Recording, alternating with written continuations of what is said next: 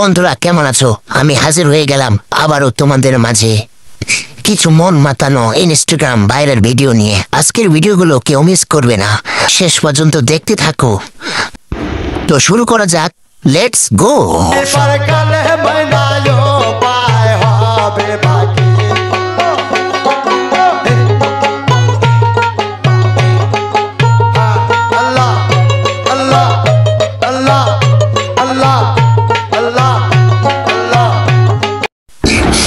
মেয়েটা মজা পাইছে, হাসিটা দেখে বুঝলাম সুযোগে সদ্ব্যবহার একেই বলে।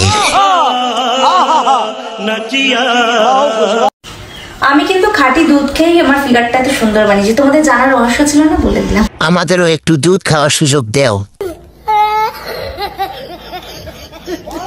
দাদা ভাই আমাকে কোলে তুলবে, ঘোরাও ঘোরাও না, ঘোরাও।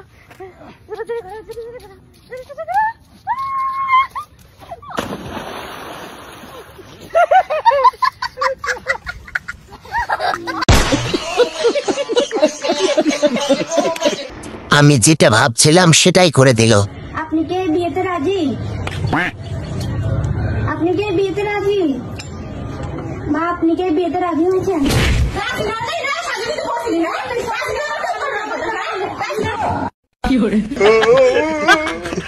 উনি হলেন বিয়েতে রাজি। আমি জীবনে প্রথমবার দেখলাম মহিলা কাজী। তুই যা মন চাই করিস, তুই আমার দেহ পাবি, মন পাবি না।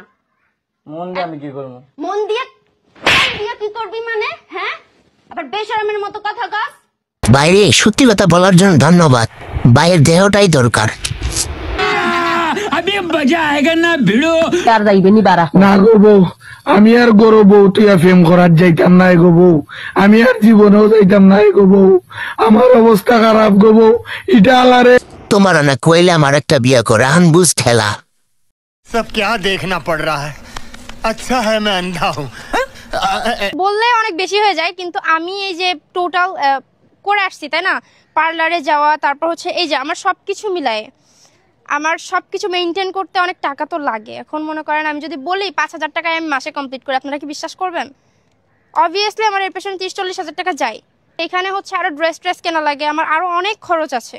সব মিলায় একটা ছেলের যদি 10 লাখ টাকা ইনকাম না হয়, তাহলে সে আমাকে চালাতে পারবে না। এটা তাদের বোঝা উচিত। আমার তো বলা লাগে না, তাদের নিজের কমন সেন্স দিয়ে বোঝা উচিত।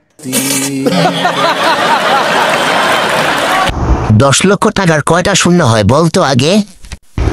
পেটে ভাত ঠিক মতো জুটে তোমার?